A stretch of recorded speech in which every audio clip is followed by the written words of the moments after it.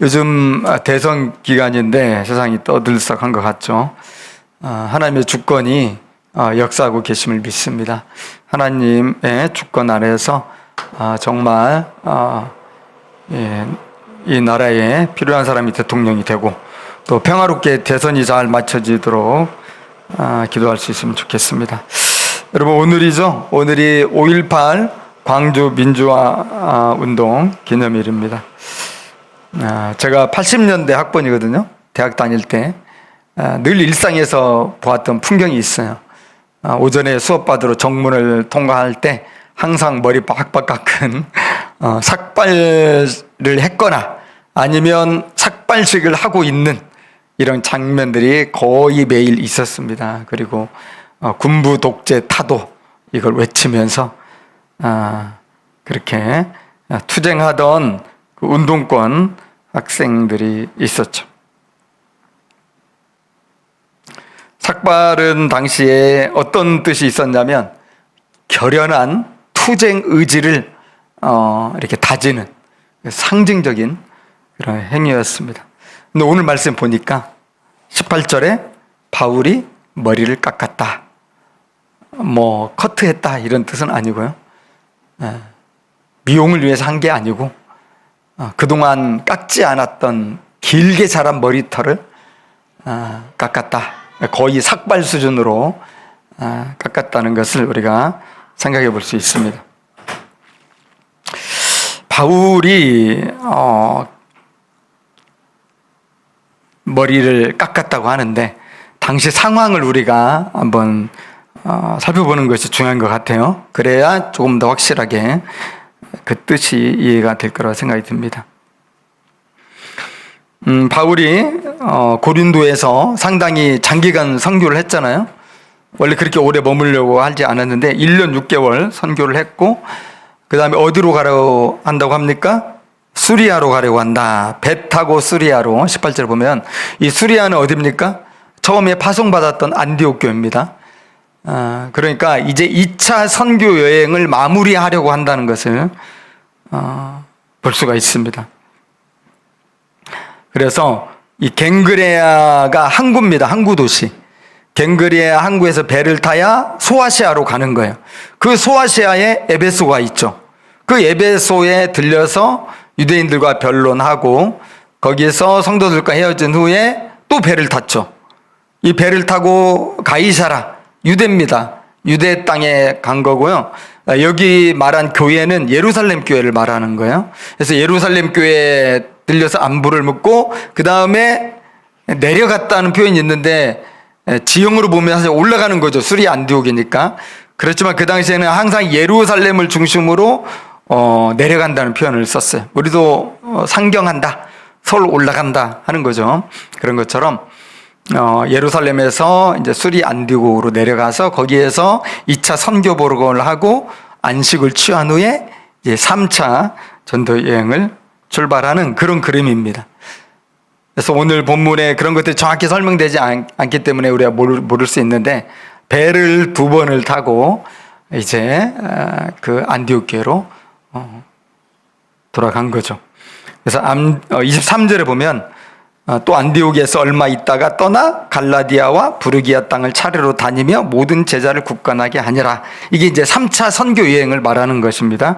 그래서 3차 여행은 교회가 세워진 지역들을 돌면서 제자들을 굳건하게 세우는데 전념하는 그런 여행이었다는 걸 알 수가 있죠.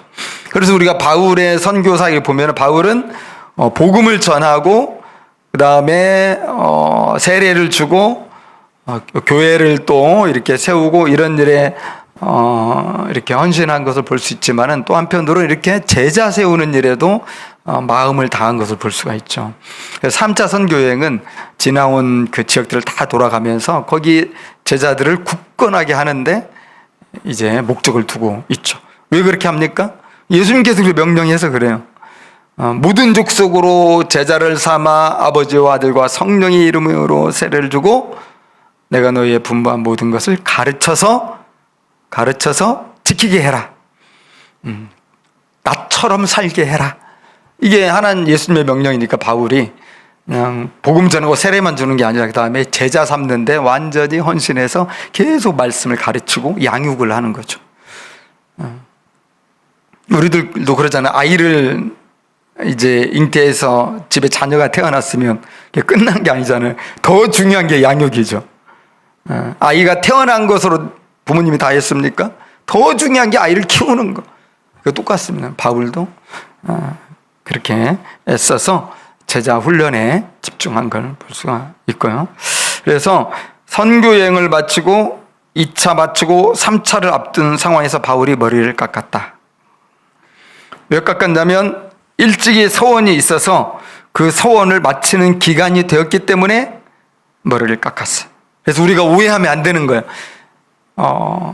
머리를 깎았다 하니까 바울이 뭔가 대단한 결심을 이 갱그레아에서 서원하면서 했다, 이렇게 우리가 잘못 이렇게 이해하고 있을 수가 있는데 그게 아니죠. 갱그레아에서 머리를 깎은 것은 결심이 아니에요. 뭔가 단단한 각오를 하려고 머리를 깎은 게 아니고 그동안에 예전에 결심했던 그 기간이 다 지났기 때문에 시원한 마음으로, 이제 평안한 마음으로 머리를 깎은 것입니다. 서원이 마침내 끝났기 때문에 머리를 깎은 거죠. 머리를 깎았다는 것은 구약에 그 전통이 있죠. 나시린의 서원. 나시린의 서원하게 되면 세 가지가 금지사항이에요. 첫 번째, 머리를 깎지 마라. 두 번째, 포도주와 독주, 술을 입에 대지 말라. 세 번째, 시체를 가까이 하지 말라. 이 세 가지가 금지 명령이거든요. 그리고 서원 기간도 자기가 약정하는 거예요. 한 달 또는 1년 아니면 평생, 최소한 30일부터 나시린의 서원이 시작이 되는데, 평생 했던 사람 기억납니까? 나시린으로 평생 살았던 사람이 삼손이죠. 삼손. 그 사무엘도 거기에 해당이 되고 세례 요한도 거기에 해당이 됩니다. 바울 같은 경우에 정확히 알 수는 없지만 바울이 언제 서원을 했을까요? 일찍 서원을 했다고 그러니까 예수 믿고 난 후겠죠, 당연히.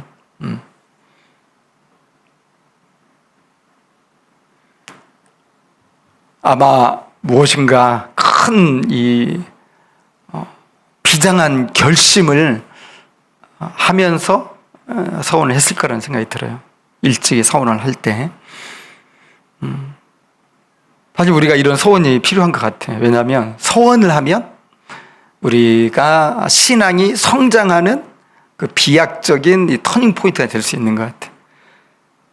예를 들면 대나무가 쭉쭉 자랄 때 보면 중간중간 마디가 형성이 되잖아요. 이게 마디가 형성이 될 때 대나무가 휘어지지 않고 아주 곱게 하늘로 뻗어 올라가죠. 우리 신앙에 우리가 그런 마디가 어떻게 만들어지냐면 서원의 약정을 할 때, 이거 맹세하고는 좀 틀리고요. 하나님 앞에서 제가 이렇게 살기를 원합니다 하면서 금식 기도를 하든 작정 기도를 하든 하는 건데, 바울이 언제 여러분 그런 거 했을까요? 제가 생각해 보니까 한 두 가지 정도 예상이 됩니다. 아마도 안디옥 교회에서 처음 회의 선교사로 파송받았잖아요. 그때도 내가 선교사로 갈 거야 이런 의지가 있었던 게 아니에요. 교회가 다 함께 기도하는데 성령님께서 임하시면서 바울과 바나바를 선교사로 파송해야 되겠다는 이 성령의 감동에 의한 만장일치가 일어난 거고, 바울과 바나바도 거기에 믿음으로 순종했단 말이죠. 그러니까 이전까지와 다른 새로운 인생길을 지금 가야 되잖아요. 아마 이 지점에서 서원을 했을 것 같은 생각이 들어요. 내가 이제 남은 인생 이렇게 살겠습니다.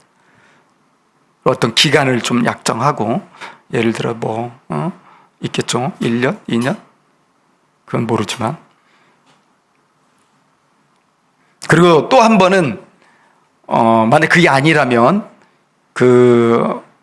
아시아 선교를 원래 계획했었는데 성령님께서 계속 막으셔가지고 어쩔 수 없이 유럽 선교를 해야 되는데, 정말 갈 바를 알지 못하고 나가는 거였잖아. 배를 타고 유럽 땅 처음 발을 디딜 때 그 심정이 굉장히 각성되어 있었을 것 같고요. 그때 서원을 했을 수도 있겠다. 그런 생각을 하게 됩니다. 이 바울의 이 서원은 나시린의 서원과는 정확히 일치하지는 않죠. 바울은 예수님이 제자니까 구역의 율법에 문자적으로 따라서 하지는 않았을 것 같고, 이제 좋은 점, 하나님 앞에 어떤 믿음으로 결단하는 이런 부분을 따라서 했을 것 같고, 적어도 머리는 내가 깎지 않겠다, 이런 구약적 전통을 지켰던 것 같습니다. 여러분, 나시린의 서원을 마치면서 갱그레아에서 머리를 깎을 때 바울의 심정은 어떤 심정이었을까요? 아마 이제 서원 기간을 다 돌아봤겠죠. 그리고 그 서원의 기간 동안 하나님께서 나의 삶 가운데 어떻게 일하셨나, 이것을 생각했겠죠. 그러면서 무엇보다도 감사가 충만했을 것 같아요. 정말 그 기간 동안 하나님이 나를 지켜주시고, 내가 하나님 앞에 기도한 말을 내 방식이 아니라 하나님의 방식대로 내가 생각한 것보다 더 놀랍게 인도하셨구나 하면서 감사의 이 찬양과 고백과 이런 것들이 있었을 것 같습니다. 원래 나시린의 서원 마칠 때도 보면은 예루살렘 성전에 가서 머리카락 다 불태우고, 그리고 속죄제 번제와 함께 화목제를 드리면서 감사제로 드리고 함께 나누어 먹죠, 음식. 그런 어떤 그 전통을 따라서 바울도 그렇게 크게 하나님 앞에 감사를 표현하고 고백하고 했을 것 같습니다. 그러면은 뭘 감사했을까 우리가 생각해 본다면, 그것을 충분히 추측하게 할 수 있는 바울의 고백이 나오죠. 바울이 에베소에서 자신의 심정을 이제 피력하는 말이 나오는데, 에베소 성도들이 바울을 좀 더 머물라고 붙잡았잖아요. 좀 더 있어달라고 할 때 바울이 그때 한 말입니다. 21절에 만약 하나님의 뜻이면 너희에게로 돌아오리라. 그러니까 영어 표현으로 좀 우리가 보면 조금 더 와닿을 수 있는데, I will come back if it is God's will, 이렇게 얘기했거든요. 그러니까 I will이니까 내 의지는 없다는 거야. 뭐가 없다는 거예요? 에베소에 머물 생각이 없다는 거예요. 이건 내 계획 아니야. 거절했죠. 그렇지만 내가 에베소에 머물거나 여기 오는 건 내 계획이 없지만 하나님의 뜻이라면 내가 올 수 있다, 이렇게 고백을 한 거잖아요. 여러분, 바울이 성령의 사람이라고 해서 아예 계획이 없는 그런 사람 아닙니다. 기도하면서 최선을 다해서 자기 계획을 세우고요. 그러나 모든 인도를 하나님께 맡기고 그 계획에서 자유로울 수 있는 것, 이것이 바울의 신앙이다, 우리가 그렇게 볼 수가 있습니다. 그런 믿음에서 만일 하나님의 뜻이면이라고 얘기한 거죠. 여러분, 바울이 갱그레아에서 머리를 깎으면서 감사했던 것은, 그렇구나, 하나님의 뜻과 섭리에 순종했을 때 각 선교지마다 이루었던 하나님의 일들, 이것이 있었지 하면서 이루어진 일에 대해서 감사했을 텐데요. 우리도 잠깐 생각해 보면 아시아 선교에서 극적으로 유럽 선교로 바꾸었을 때 무슨 일이 일어났었습니까? 빌립보에서 루디아를 만나고 그곳에다 교회를 세우는 이런 일들이 일어났고, 이런 일들이 각 지역마다 일어났어요. 또 고린도에서 떠나지 않고 1년 6개월 장기간 머물렀을 때 얼마나 놀라운 하나님의 은혜가 있었습니까? 그러니까 지난 그런 선교 여행을 되짚어 보면서 하나님의 놀라운 뜻과 섭리를 깊이 묵상했을 것이고, 머리를 깎으면서 감격에 젖었을 거라고 생각이 듭니다. 그러면서 이제 새로운 어떤 각오나 결단들이 이제 고백될 수가 있는 거죠. 앞으로도 나는 내가 비록 계획을 세우긴 하겠지만은 내 뜻을 앞세우지 않겠다. 내가 앞으로는 더욱더 지난 그 드로아에서는 하나님의 뜻을 알지 못하고 내 마음대로 계속 고집하다가 내가 힘든 적이 있는데, 앞으로 내가 정말 하나님의 뜻을 앞세우며 살겠다.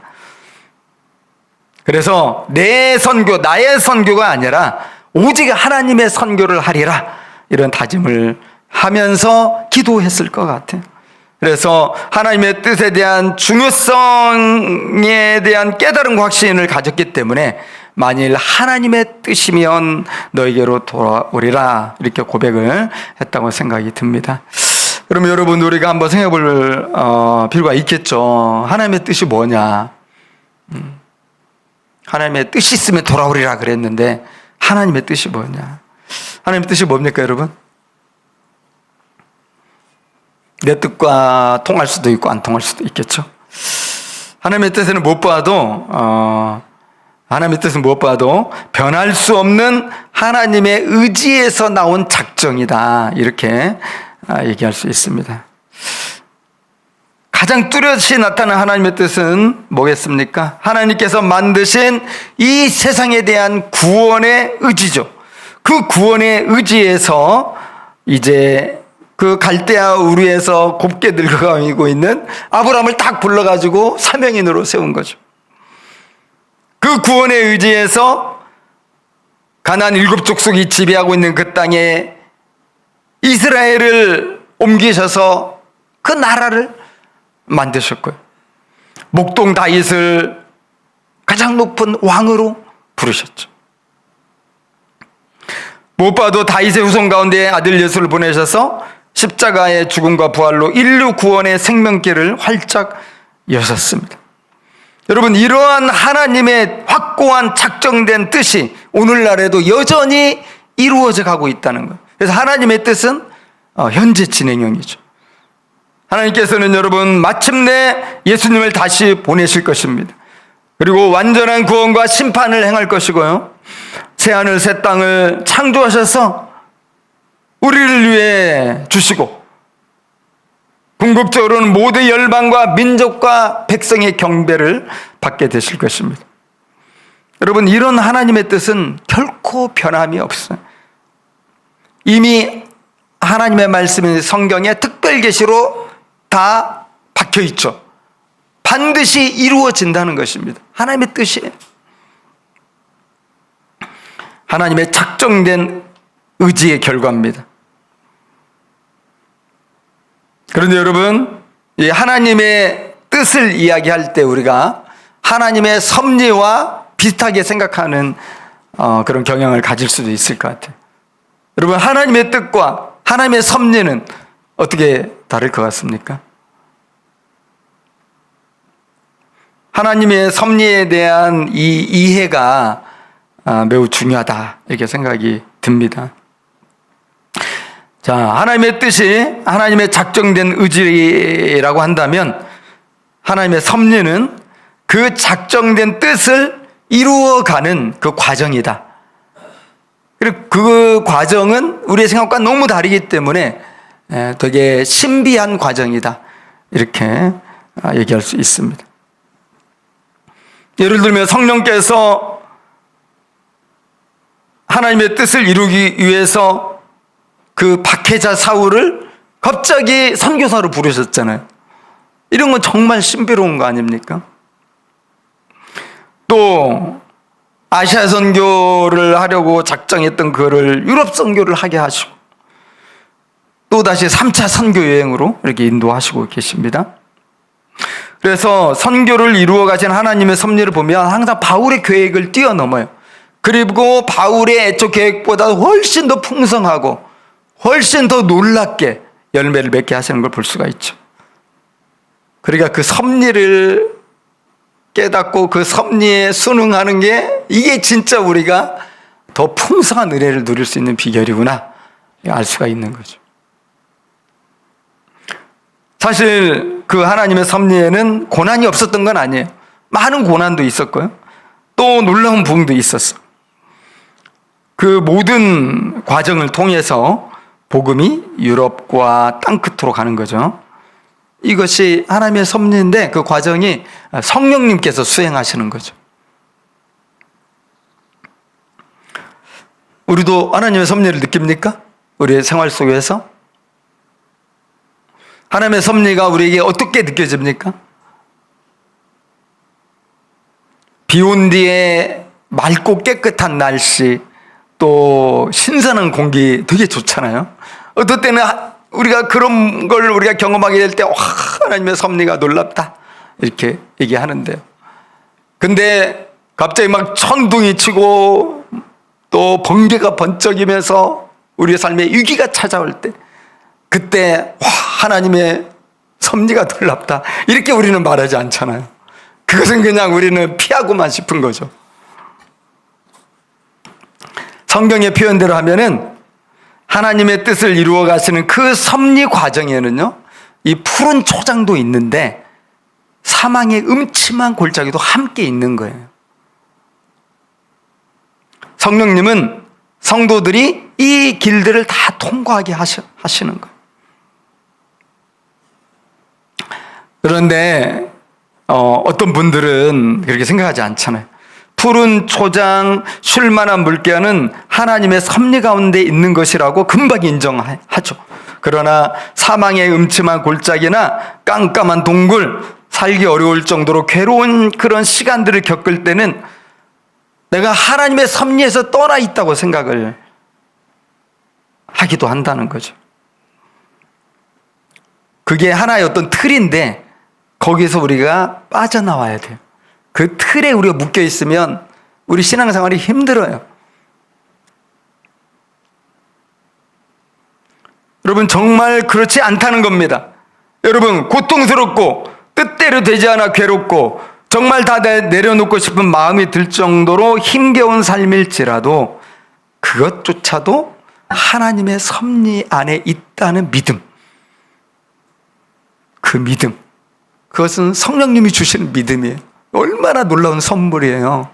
여기에서 우리가 시야가 딱 열려버리면 우리는 역경을 잘 견뎌내는 이런 섭리신앙으로 딱 무장하는 사람이 될 수 있죠. 사랑하는 여러분, 어떤 성도가 그 섭리 가운데 있는 사람이라고 할 수 있을까요? 그 특징이 있거든요. 그것은 마음의 평안입니다. 이 평안은 하나님께 다 맡길 때 나타나는 마음 깊은 곳에서 나오는 현상이죠. 어디에 있어도 안전하다는 생각과 어떤 상황에서도 부르심에 충성하는 흔들리지 않는 삶이 바로 평안의 모습이에요. 그런데 만약 우리가 하나님의 섭리에 대한 지식과 신뢰가 부족하면 이 평안과 충성됨을 잃어버리는 이런 모습이 이렇게 나타나게 되고요. 그것이 어떤 식으로 이렇게 표현이 되냐면 하루하루 오늘을 낭비하고 오늘을 헛되이 보낼 가능성이 많아지게 된다는 거예요. 오늘은 여러분 정말 어떤 날이에요? 하나님 우리에게 주신 선물 같은 날이잖아요. 우리가 오늘 깨어서 맑은 공기를 마시고 호흡을 하고 일상을 이렇게 살아가는 건 주님이 나를 사랑하셔서 나에게 또다시 주시는 선물이란 말이죠. 그런데 이 평안이 또 이 충성이 없어질 때, 이것이 흔들릴 때 오늘을 잃어버릴 수가 있다. 우리에게 언제 이런 평안과 확신이 깨지는가? 두 가지 이유를 찾아볼 수 있을 것 같아요. 한 가지는 내일에 대한 과도한 염려다 하는 거죠. 내일에 대한 불안과 염려가 내 마음의 평안을 깨트립니다. 그리고 이 불안의 선을 넘어가면 걱정이 많아지겠죠. 식욕도 떨어지고요. 몸에 힘도 빠집니다. 의욕도 점점 사라지고요. 그리고 커지는 불안한 마음 속에서 내 심장 소리가 막 들리기 시작하는 거. 두근두근. 그러면 여러분 어떻게 되겠어요? 오늘 내가 하는 일에 힘이 안 들어가. 오늘 일을 내가 열심히 할 수가 없어요. 의욕을 가지고 막 충만하게 살 수가 없는 거예요. 이것을 이제 불안장애라고 이렇게 얘기를 하죠. 두 번째, 우리의 평안과 확신이 깨지는 이유는 과거의 트라우마나 상처에 묶여 있는 경우입니다. 그래서 어떤 두려움이 생겼냐면 과거의 실패가 또 재현될 것 같은 두려움이죠. 그래서 과거의 실패와 딱 분리가 되어야 되는데 이 분리되지 못한 채로 내가 그때 그렇게 했더라면 식의 자기 책망을 계속 하는 거예요. 그러면 죄책감이 당연히 들게 되죠. 이 죄책감이 심해지면서 이제 우울감도 함께 찾아오는 거예요. 그리고 자꾸 내가 그때 왜 그랬을까 하면서 과거의 뒷덜미가 붙잡힌 채로 앞으로 나아가지 못하는 겁니다. 그래서 무기력해지고 온갖 부정적인 감정에 사로잡히게 되죠. 이것을 이제는 우울장애라고 이렇게 얘기할 수 있습니다. 여러분, 이렇게 과거에 기인한 우울장애, 내일에 대한 불안장애, 이런 것들이 심해질 때 어떤 일이 발생합니까? 이게 가장 안타까운 건데 오늘을 잃어버린다는 거예요. 주님이 주신 이 축복을 잃어버린다는 겁니다. 오늘을 영어로 프레젠트, 선물 아닙니까? 내가 오늘 살아서 숨을 쉬고 있는 건 너무나 놀라운 하나님의 은총인데 이 과거와 현재 사이에, 미래 사이에 깊은 계곡으로 떨어져서 그 날을 잃어버리는 것이니까 이게 되게 안타깝죠. 여러분, 그 깊은 어둠의 계곡에서 우리들을 불러일으키는 것이 뭡니까? 그것이 바로 섭리신앙이에요. 하나님의 섭리에 대한 우리가 믿음을 회복하는 거죠. 하나님의 뜻 가운데 하나님의 섭리가 작동하고 있고 내가 지금 바로 그 신비로운 과정에 있다고 믿을 때 비로소 우리는 삶을 주님께 맡기고 평안을 경험할 수 있게 된다는 거죠. 존 파이퍼 목사님 계시잖아요. 이분이 하나님의 이러한 섭리는 인간의 사소한 행동부터 자연의 움직임까지 모든 것을 다 포함한다고 그랬어요. 그 어느 것 하나도 하나님의 섭리에서 상관없는 것은 없다는 것. 그리고 그 모든 것에는 하나님의 선하신 뜻이 작동하고 있다. 우리 개신교 신앙 고백문이라고 하죠. 웨스터민스터 신앙 고백에 보면 섭리에 대해서 이렇게 말했어요. 하나님의 무한한 능력과 지식을 통해서 인간을 포함한 모든 피조물에 대한 사랑을 이루어 가시는 하나님의 활동이다. 어떤 것도 제외되지 않아.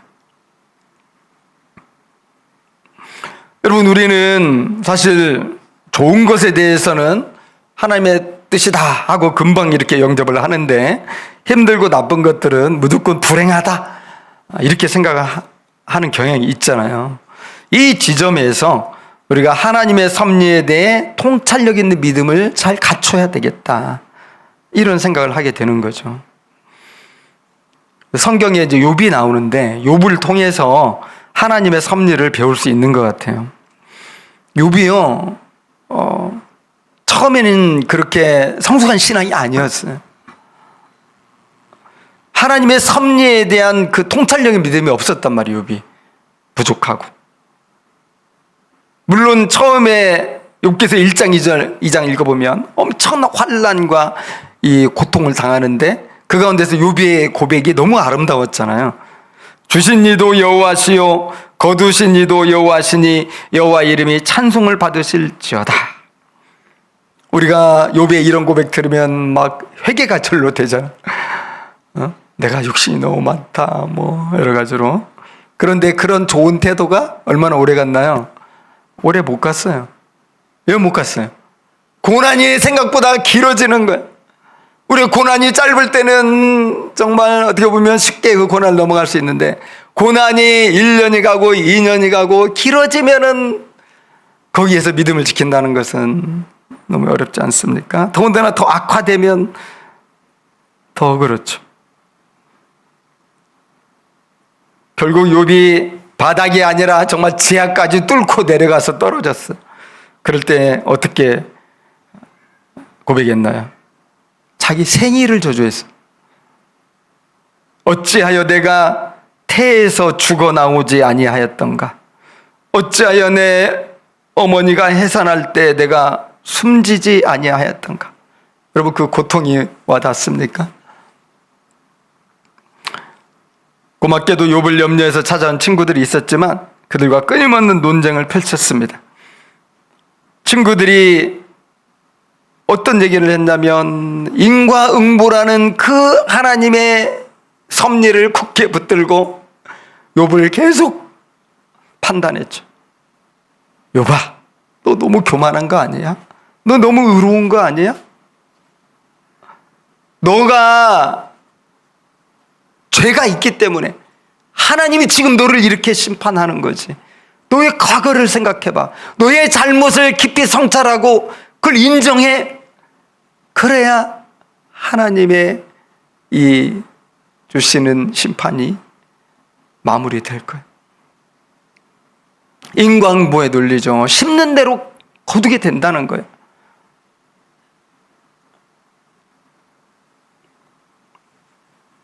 욥도 친구들의 인과응보 논리에 반박은 하지만은 무슨 다른 답을 할 수가 없었기 때문에 답을 주지는 못했어요. 그냥 막 반박만 했지. 여러분, 예나 지금이나 하나님은 이러이러한 분이라고 정의하고 그런 하나님을 생각하면서 그 정의 안에서 신앙생활을 하려고 하는 경향이 있는 것 같아요. 왜냐하면 그게 편하거든. 하나님이 내 눈에 딱 들어오잖아. 하나님은 이러이러한 분이야. 하나님은 이러이러한 분이기 때문에 내가 저러저러하면 틀림없이 이러이러하게 인도하실 거야 라는 확신을 가지고 신앙생활 하는 사람들이 은근히 많다. 저는 이게 인터넷 용어로 하면 뇌피실 영성이다 이렇게 말을 해보고 싶습니다. 그러다가 자기 생각대로 안 될 때 견딜 수 없어 하고 시험에 드는 일들이 정말 이 성도들에게 많이 일어나죠. 여러분, 욥기를 연구한 어떤 신학자가 이렇게 말했어요. 사람의 본성은 하나님을 깔끔하게 정리된 보상 개념으로 가두려고 하는 그 필연적 경향을 가지고 있다는 겁니다. 무슨 뜻인지 우리 이해되잖아요? 하나님을 내가 가진 어떤 사고의 틀에 딱 맞춘다는, 그러면 내가 되게 편안해져요. 내 생각해보면 이게 우상숭배와 다를 것 없다 이런 생각이 들어요. 여러분, 우상은 자기에게 점을 붙이는 사람들에게 말 안 해요. 요구 안 해. 귀찮게 안 해, 사람들을. 많이만 가져오면 좋아. 그리고 사람들은 우상에게 많이 바치면서 이제 막 불평도 얘기하고 자기 소원도 얘기하고 그러면 마음이 시원해지죠. 되게 은혜 받죠.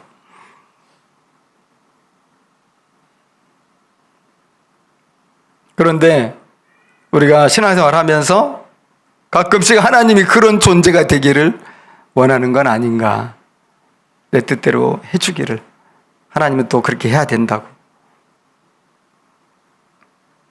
여러분, 하나님의 뜻과 신비한 섭리에 나를 복종시키지 않고 내 생각과 세계관의 틀에 하나님을 꾸겨 넣으려고 한다면 과연 우리 내면에 평화가 오겠냐 하는 것입니다.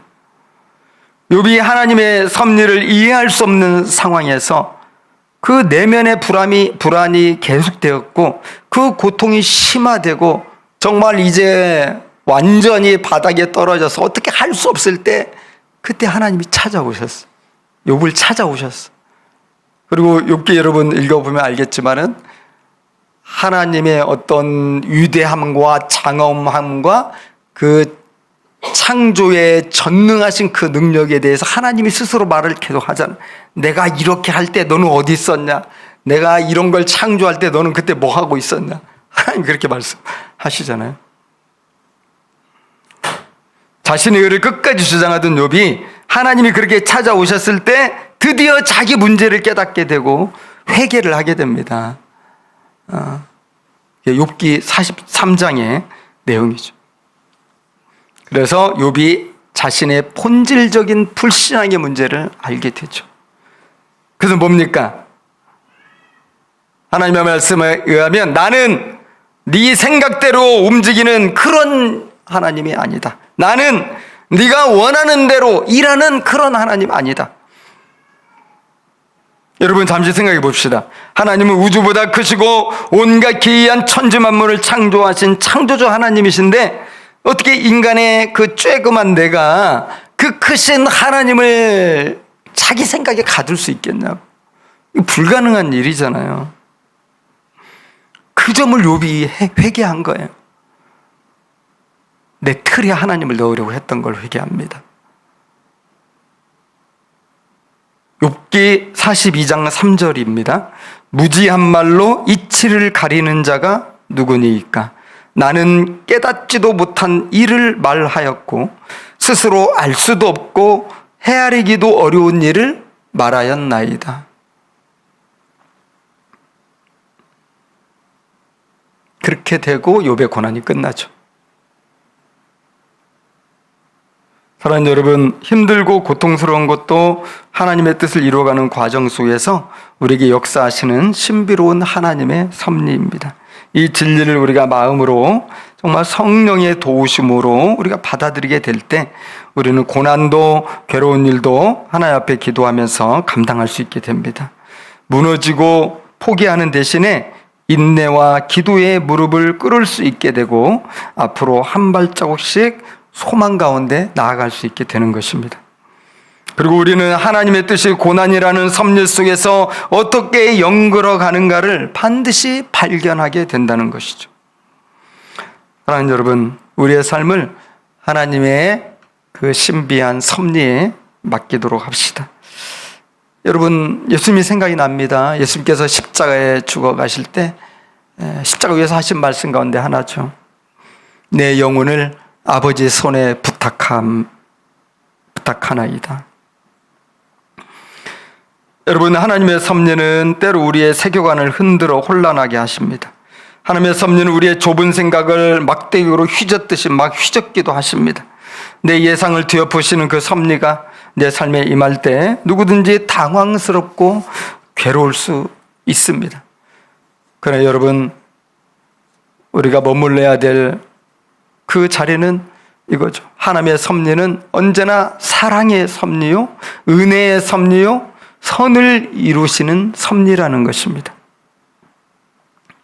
그래서 여러분, 하나님의 뜻을 이루어 가시는 하나님의 섭리는 우리 인생에 무조건 좋은 거예요. 무조건 좋은 거예요. 선하신 하나님의 섭리 안에서 모든 것들이 신비한 씨줄과 날줄처럼 합쳐져서 내 주변에 일어나는 온갖 일들이 어둠과 빛의 조화 속에서 하나님의 작품이 완성되어 가고 하나님의 뜻이 이루어져 가는 거죠. 이 믿음을 성령님께서 우리 모두에게 풍성하게 주시기를 기도합니다. 여러분, 하나님의 크고 넓은 우주적 시야로 내 작은 삶을 조명해 봅시다. 여러분, 바울이 성령께서 인도하시는 1차, 2차 선교여행을 깊이 경험하면서 하나님의 뜻과 섭리에 대한 분명한 믿음을 갖게 된 것입니다. 그래서 에베소 성도들을 거절하면서도 만일 하나님의 뜻이면 너희에게로 돌아오리라 이렇게 말할 수 있었던 거죠. 오늘도 우주 삼라만상의 별들 속에서 천지 만물의 작동 속에서 무엇보다도 우리 삶의 일상의 아주 세세한 부분에서까지 하나님의 뜻을 이루어 가시는 이 하나님의 섭리가 작동 중에 있습니다. 이것이야말로 우리를 진짜 안심하게 하는 거예요. 이것이야말로 우리를 진짜 평안하게 하는 것이고, 이것이야말로 오늘 무릎 꿇고 기도하면서 앞으로 나아가게 하는 것이 되는 것이죠. 사랑하는 여러분, 하나님은 살아계십니다. 모든 거 합력해서 사랑하는 자녀들의 삶 속에 선을 이루어 가십니다. 예수님 안에서 우리를 사랑하시는 하나님의 그 뜻 안에서 그분의 섭리를 따라 나아가는 우리 모든 성도님들 되시기를 진심으로 축복합니다. 우리 함께 기도하겠습니다.